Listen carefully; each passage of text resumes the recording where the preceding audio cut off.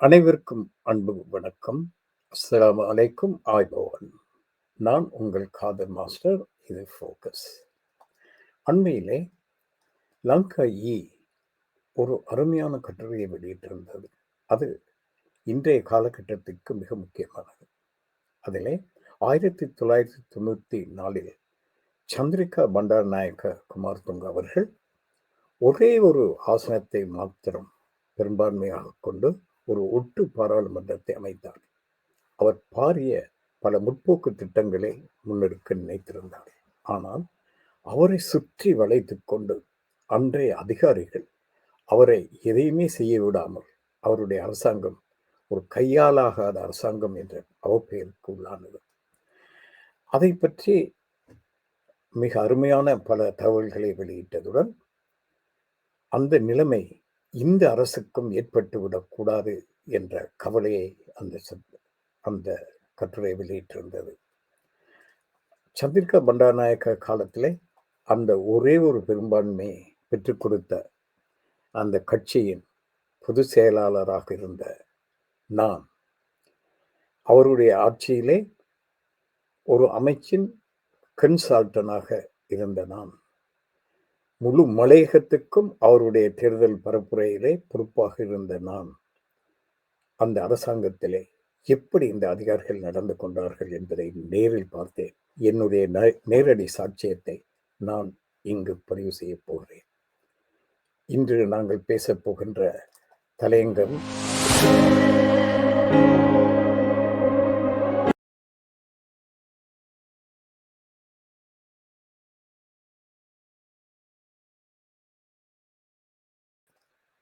என்ன செய்ய வேண்டும், அதைத்தான் நாங்கள் சொல்லப் போகிறோம். அண்மையிலே லங்கா வெளியிட்ட அருமையான அந்த கட்டுரையின் தலையங்கம் இதுதான். இது கவர்மெண்ட் ஆஃப் என்பிபி பான்ஸ் அட்மினிஸ்ட்ரேஷன், அதாவது ஒரு ஆண்மை இல்லாத அரசாங்கமா என்று கேட்டிருக்கிறது. அதற்கு காரணம், இன்று இந்த அரசாங்கம் என்ன செய்கிறது, அரசாங்கம் என்று ஒன்று இருக்கிறதா என்றே தெரியாத அளவுக்கு அமைதியாக இருக்கிறது.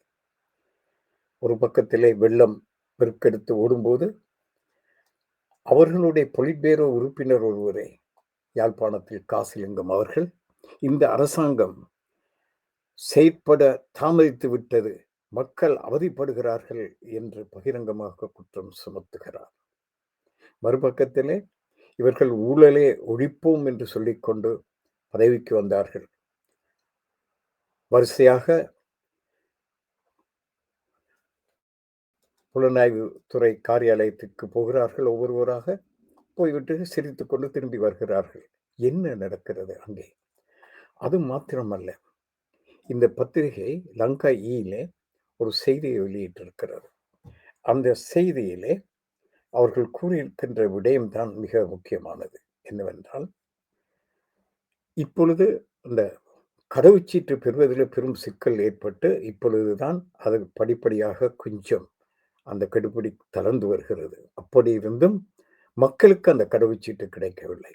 ஆனால் லான்சா போன்றவர்கள், இன்னும் பல உயர் அதிகாரிகள் ஒரு நொடிக்குள் அந்த கடவுச்சீட்டை பெற்றிருக்கிறார்கள். எப்படி?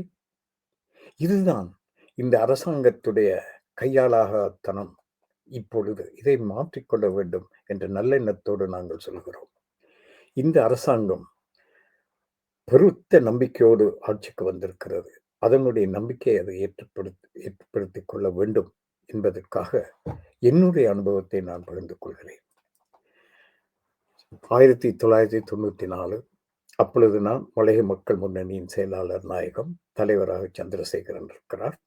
அதனுடைய பொலிட் பீரோ உறுப்பினர்களாக நான், சந்திரசேகரன், வி.டி. தர்மலிங்கம், சரத் ஆகிய 4 பேரும் இருக்கிறோம். சந்திரிகாவுக்கு ஆட்சி அமைப்பதற்கு ஒரு ஆசனம் தேவைப்படுகிறது. எங்களிடம் இருந்தது ஒரே ஒரு ஆசனம்தான். எங்களோடு ஐக்கிய தேசிய கட்சி காமினி திசாநாயக்க பேரும் பேசுகிறார்கள். ஆனால் ஒரு கொள்கை ரீதியாக நாங்கள் போய் சந்திரிகாவுக்கு ஆதரவு கொடுத்து அந்த அரசாங்கத்தை அமைக்க உதவி செய்கிறோம்.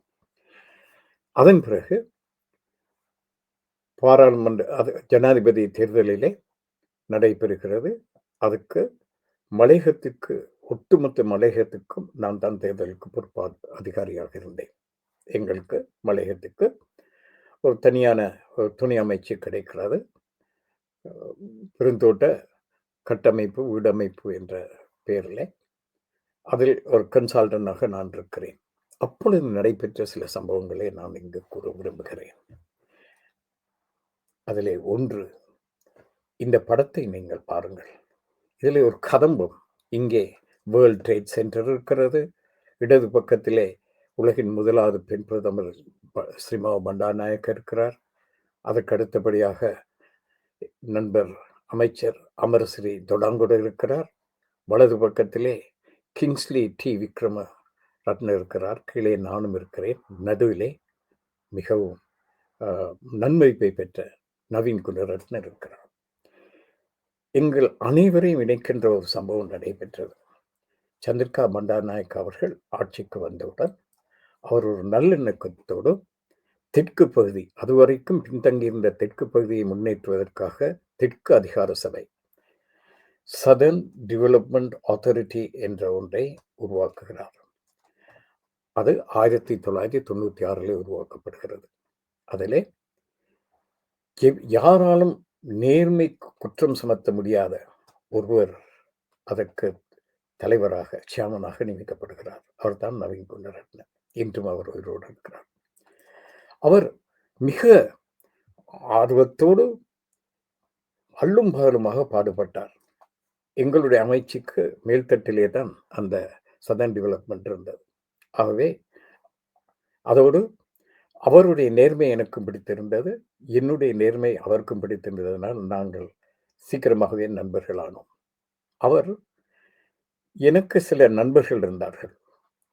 அந்த நண்பர்களில் ஒருவர் தான் நான் முதலில் காட்டிய இந்த twin tower world trade centre அதனுடைய இயக்குநர்கள் ஒருவருடைய மகன். அவர் அடிக்கடி அலுவலகத்திற்கு வந்து அமைச்சுக்கு வந்து என்னை பார்ப்பார். எங்கள் வீட்டுக்கு அவர் வருவார், நான் அவர் வீட்டுக்கு போவேன். அப்படி ஒரு உறவு எங்களுக்கு இடையிலே.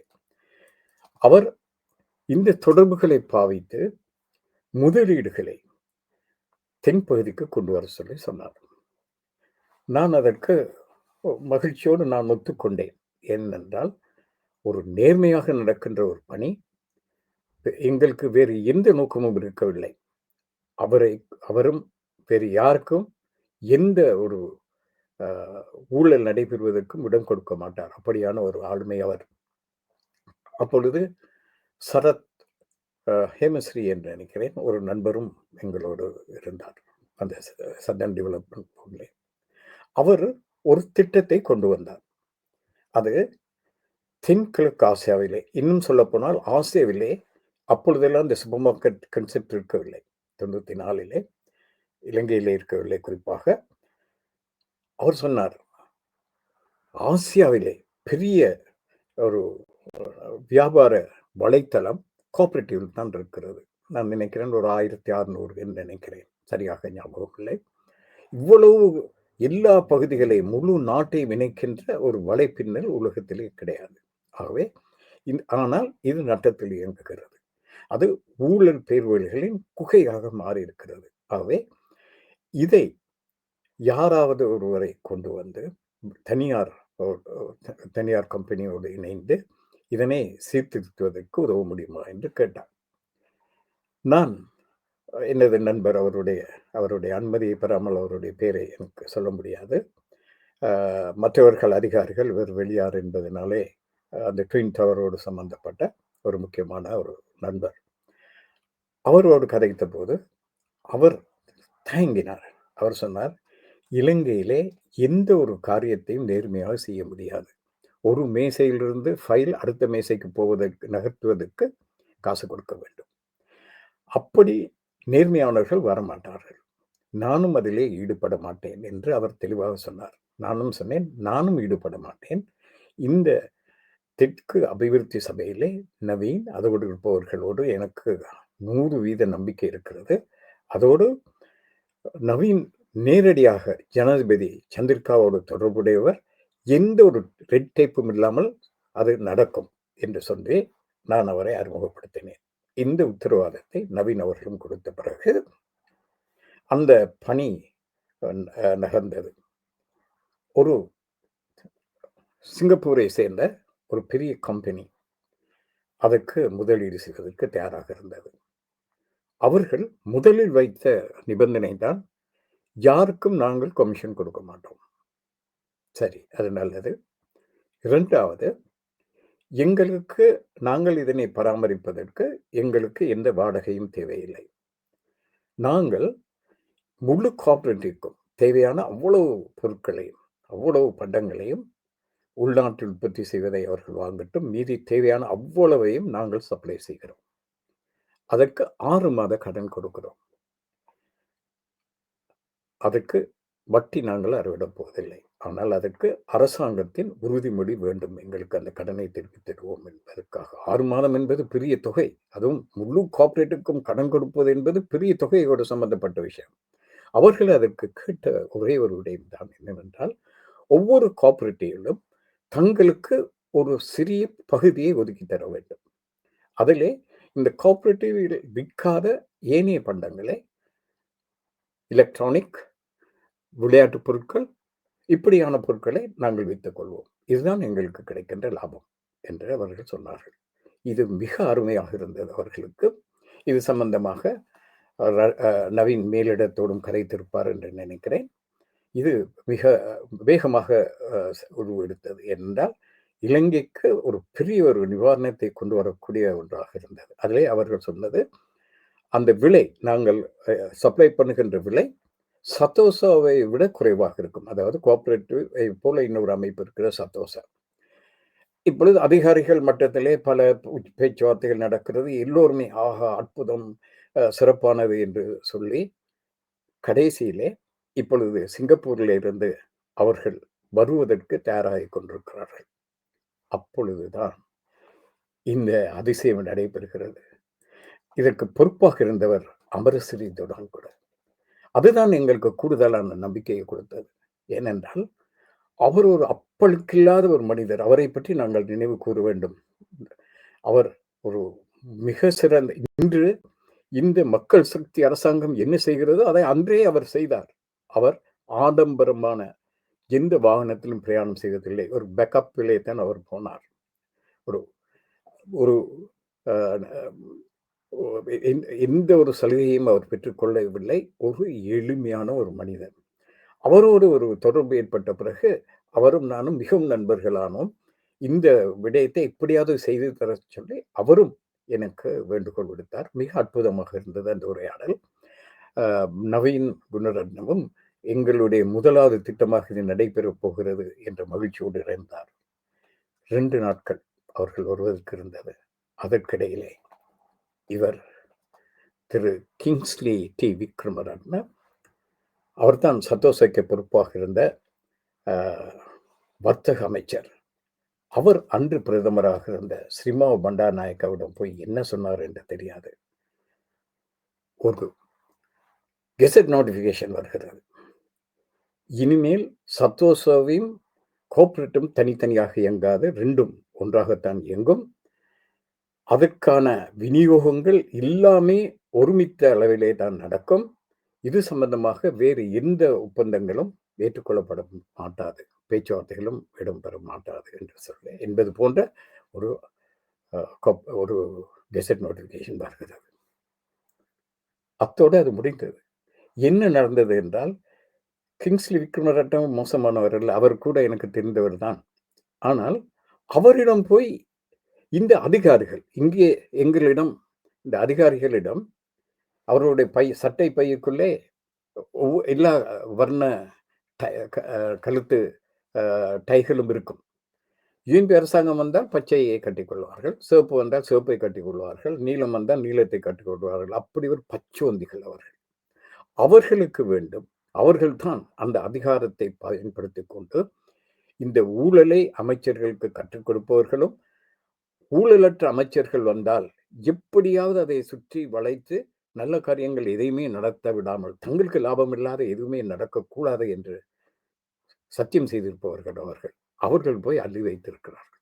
இப்படி ஒன்று நடக்கிறது, இது சதோசோவுக்கு எதிரானது என்பது போல அவரிடம் சொல்லி அவரை குறுக்கிவிட்டிருக்கிறார்கள். ஆகவே இலங்கைக்கு கிடைக்க இருந்த ஒரு அருமையான சந்தர்ப்பம் அன்று இல்லாமல் போனது. அதற்கு காரணம் இந்த அதிகாரிகள். இதை போல 2 சம்பவங்களை நான் சொல்ல முடியும். நான் அப்பொழுதுதான் சிறையில் இருந்து அரசியல் கைதியாக சிறையில் இருந்து வெளியே வந்திருக்கிறேன்.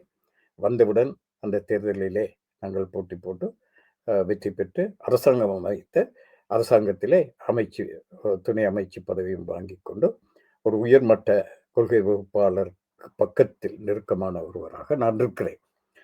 அப்படி இருக்கும்போது அதற்கு முன்னர் இந்த அரசாங்கம் அமைப்பதற்கு நாங்கள் ஆதரவு கொடுத்திருக்கிறோம். அதற்கு நன்றி கூறுவதற்காக நாங்கள் அந்த தேர்தலிலே பாடுபட்டவர்கள் எங்களுடைய பரிவாரங்களை அதற்கு பணி செய்தவர்களை கூட்டிக் கொண்டு சந்திரிகாவுடைய கார்டன் பார்ட்டிக்கு நாங்கள் போகிறோம். எங்களை அழைத்து கொண்டு போனவர் பிரபல பத்திரிகையாளர் விக்டர் ஐவர். நானும் அவரும் போய் கொண்டிருக்கிறோம். அங்கே வாசலிலே இருப்பவர் என்னை சித்திரவதை செய்த போலீஸ்காரர்கள் ஒருவர். அவருக்கு என்னை கண்டவுடன் நான் வெளியே வந்தது கூட அவருக்கு தெரியவில்லை. அவருடைய உலக அறிவு அப்படித்தான். அது பத்திரிகைகள் எல்லாவற்றிலும் வந்திருந்தது. அவர் என்னை கண்டவுடன் நீங்கள் என்ன இங்கே என்று சொல்லி அவர் பயந்து போனார். விக்டர் ஐவன் எங்க 2 பேரையும் விடவில்லை அவர். நீங்கள் 2 பேரும் இங்கே நில்லுங்கள் என்று சொல்லிவிட்டு தடுமாறி கொண்டிருக்கும் போது விக்டர் ஐவன் அவருடைய நண்பருக்கு தொலைபேசியிலே தொடர்பு கொண்ட போது அவர் வந்து எங்கள் 2 பேரையும் எந்த செக்கிங்கும் அதுவரைக்கும் அந்த ஸ்கேனிலே செக் பண்ணி தான் கூட்டிக் கொண்டு போவார்கள். எங்களை செக் எதுவும் இல்லாமல் கூட்டிக் கொண்டு போகும்போது அவர் வேடிக்கையாக பார்த்து கொண்டிருந்தார். அவர் அந்த நேரம் பிரேமதாசவுடைய ஒரு ஆள். ஆனால் இங்கே சந்திரிகாவுடைய மெய்காப்பாளர்களில் ஒரு முக்கியமான ஒருவராக இருந்திருக்கிறார். எப்படி பாருங்கள், எந்த அரசாங்கம் வந்தாலும் அவர்கள் அந்த உயர்மட்டத்தில் இருப்பார்கள். இன்னும் ஒரே ஒரு காரியத்தை மட்டும் சொல்லிவிட்டு நான் விடயத்திற்கு நான் வரப்போகிறேன். இன்னொரு விடயம், அதுவும் இன்னொரு அற்புதமான ஒரு ஒரு ப்ரோக்ராம் மலேசியாவில் இருந்து வந்தது. அதாவது தேக்கு மரம் அது ஒரு மெச்சூரிட்டி, அதாவது அந்த சரியான பக்குவத்தை அடைவதற்கு 40 வருடங்கள் பிடிக்கும். ஆனால் அந்த நவீன தொழில்நுட்பப்படி 5 வருடத்தில் அந்த தேக்கு மரம் வெட்டக்கூடியதாக ஒரு பக்குவப்பட்டதாக இருக்கும். அந்த தொழில்நுட்பத்தோடு ஒரு நிறுவனம் இங்கே வந்து எங்களுடைய சதர்ன் டெவலப்மெண்ட் போர்டுக்கு வந்து உதவி செய்வதாக இருந்தது.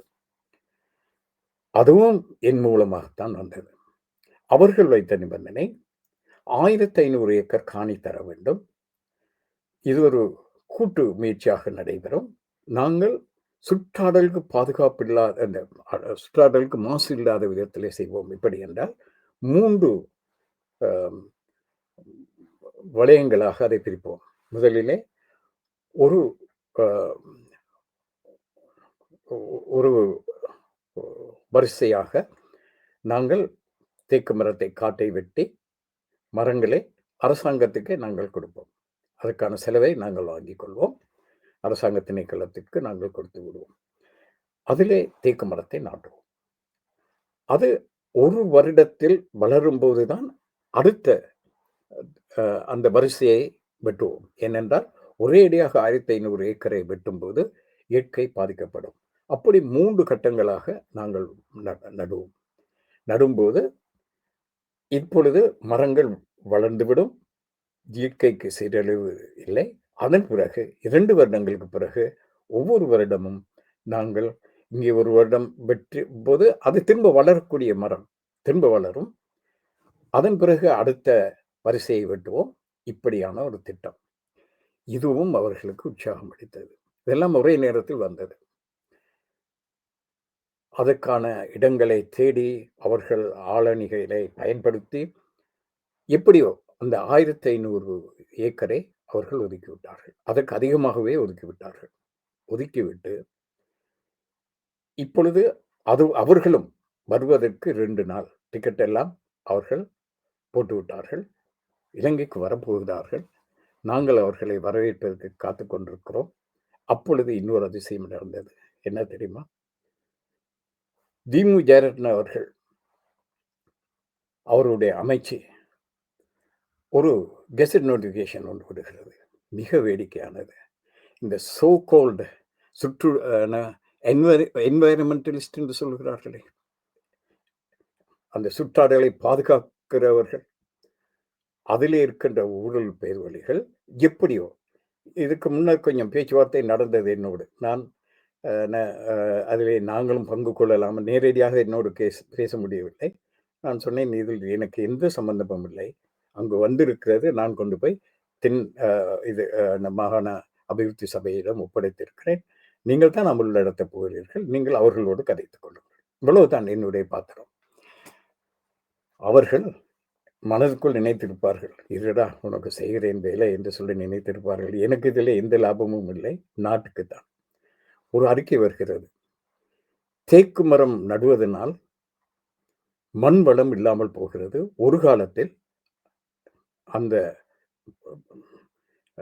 தேக்கு மரம் நாட்டுகின்ற பிரதேசம் பாலைவனமாக மாறிவிடும். ஆகவே இனிமேல் தேக்கு மரம் நடுவது தடை செய்யப்பட்டு விட்டது என்று சொல்லி சொன்னார்கள். இது விஞ்ஞான காரணம். யாருமே எதுவுமே செய்ய முடியாது.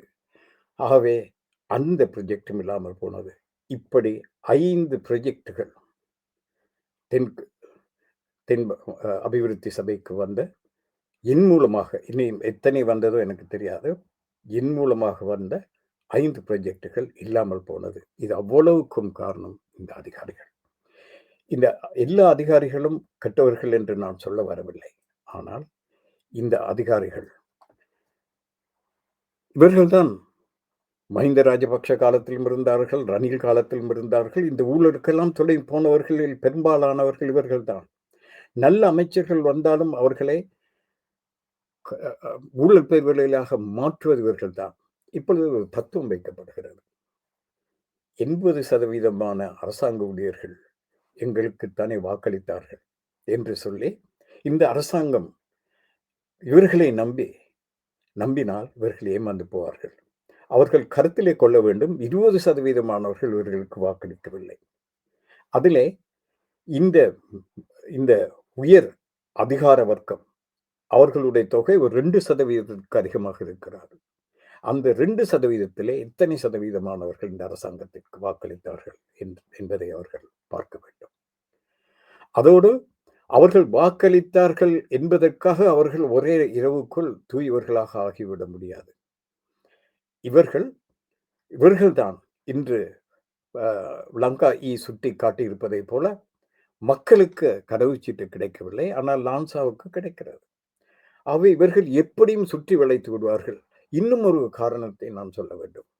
நான் இந்த கிங்ஸ்லி விக்ரமரட்னவுக்கு ஒரு அருமையான ஒரு செயலாளர் இருந்தார், நேர்மையான ஒருவர். அவர் எங்களோடு மிக ஒத்துழைத்தார்.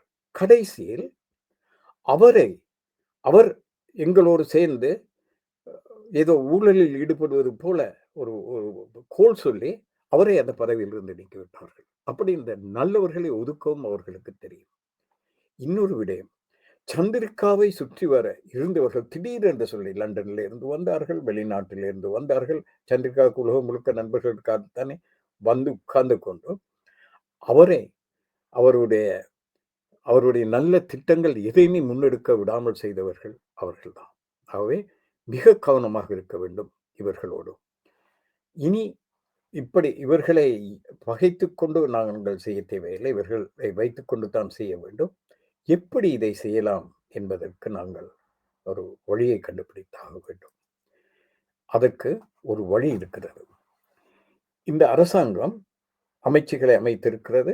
அதிலே பல அமைச்சர்கள் மிக மரியாதைக்குரியவர்கள், எந்த அமைச்சை கொடுத்தாலும் சிறப்பாக செய்யக்கூடியவர்கள், நேர்மையானவர்கள், திறமைசாலிகள். அதிலே சந்தேகம் இல்லை. ஆனால் அவர்கள் அந்த அமைச்சு பணியே ஒரு பெரிய பணியாக இருக்கிறது என்று இவ்வளவு கால அரசாங்கம் செய்து போன அந்த குளறுபடியை சரி செய்வதற்கும் அதிலே கவனம் செலுத்துவதற்குமே அவர்களுக்கு நேரம் இல்லாமல் போய்விடும். இந்த அரசாங்கம் 2 காரியங்களை செய்ய வேண்டும். ஒன்று, தினமும் ஏதாவது ஒரு செய்தியை கொடுத்துக் கொண்டிருக்க வேண்டும் மக்களுக்கு. இந்த அரசாங்கம் நகர்கிறது, செயல்படுகிறது. ஒரு 2 பேரையாவது, ஒருவரையாவது மாதத்துக்கு ஒரு முறையாவது ஒரு பெரிய கள்ளனை பிடித்து அவர்கள் தண்டனை கொடுக்க வேண்டும். சிறையிலே அடைக்க வேண்டும். அது மட்டும் நாட்டை அபிவிருத்தி செய்யாது. அதேபோல ஒவ்வொரு அமைச்சும் செய்கின்ற பணிகளை பற்றி ஒரு நல்ல செய்தி மக்களுக்கு சொல்லப்பட வேண்டும். அது பிரச்சாரம் செய்யப்பட வேண்டும். எல்லாவற்றையும் விட நான் நினைக்கிறேன், ஒரு 1970 ஸ்ரீமாவோ பண்டாரநாயக்க ஒரு நல்ல முயற்சியை முன்னெடுத்தார். பீப்பிள்ஸ் கமிட்டி, மக்கள் அ கமிட்டி என்று சொல்லி ஒன்றை அமைத்தார். அது மிகவும் ஊழல் படிந்ததாக இருந்தது. அது தோல்வி அடைந்தது. ஆனால் அந்த கான்செப்ட் மிக அருமையானது. அது அது அப்பொழுது நானும் இலங்கை ஆசிரியர் சங்கத்திலே துணைத் தலைவராக இருந்தேன். பல உயர் அதிகாரிகளோடு கதைக்கும்போது, அவர்கள் நேர்மையான அதிகாரிகள் சொன்னது, இது நல்ல ஒரு இந்த கருத்தை முன்வைத்தவர்களே இடதுசாரிகள் தான்.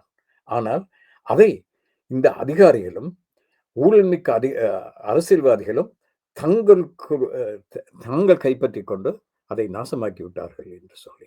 அதைப்போல இப்பொழுது யுகேல இருக்கின்ற ஒரு தொண்டர் அமைப்பு, அவுட்ரீச் மினிஸ்ட்ரி, அதாவது மக்களை சென்று அடைகின்ற ஒரு மினிஸ்ட்ரி என்று ஒன்றை அவர்கள் கொண்டிருக்கிறார்கள். இதிலே ஊழல் பேர்களில் ஊழல் என்ன நடக்கிறது என்பது மட்டுமல்ல அதனுடைய பணி, அதுவும் ஒன்றுதான். ஒவ்வொரு மாவட்டத்திலும் இது நிறுவப்படலாம். ஒரு அமைச்சை உருவாக்கி, ஒரு ஆண் அமைச்சராக இருந்தால் பெண் துணை அமைச்சராக இருக்க வேண்டும். ஒவ்வொரு மாவட்டத்திலும் அதனுடைய செயல்பாட்டுகள் இருக்க வேண்டும். அதற்கான ஒரு ஒரு சிறிய குழு இருக்க வேண்டும். அவர்கள் அங்கு இருக்கின்ற பின்தங்கியவர்கள், அதாவது மாற்றுத்திறனாளிகள், அவர்களுக்கு விசேட என்ன உதவிகள் வேண்டும் என்பதை நேரடியாக பார்த்து கண்டுபிடித்து அவர்களுக்கு உதவலாம். அது மட்டுமல்ல, அந்தந்த பிரதேசத்தில் இருக்கின்ற வளங்களை பற்றி அங்கிருக்கின்ற நிபுணர்களோடு ஆராயலாம். அதே போல அந்த பிரதேசங்களில் இருக்கின்ற திறமைசாலிகளை இனம் கண்டு அவர்களுக்கு ஊக்குவிப்பு கொடுக்கலாம், அவர்களை பயன்படுத்திக் கொள்ளலாம். இப்படி பல தரப்பட்ட பணிகளை செய்யலாம். ஒவ்வொரு மாதமும் ஒவ்வொரு கோட்டங்களுக்கு அந்த குழு சென்று அந்த மக்களோடு உரையாட வேண்டும். அவர்களுடைய குறைகளை காண வேண்டும். அவர்கள் காண்பதை அந்தந்த அமைச்சுக்கு கொண்டு வந்து அந்த பிரச்சனையை தீர்ப்பதை அவர்கள் உறுதிப்படுத்த வேண்டும்.